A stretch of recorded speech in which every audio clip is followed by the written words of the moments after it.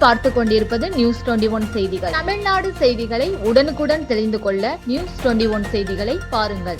தென்காசி மாவட்டம் குற்றாலம் பேரூராட்சி கலைவாணர் அரங்கத்தில் குற்றாலம் சாரல் திருவிழாவினை வருவாய் மற்றும் பேரிடர் மேலாண்மை துறை அமைச்சர் KKSSR ராமச்சந்திரன் குத்துவிளக்கேற்றி துவக்கி வைத்தார்கள்.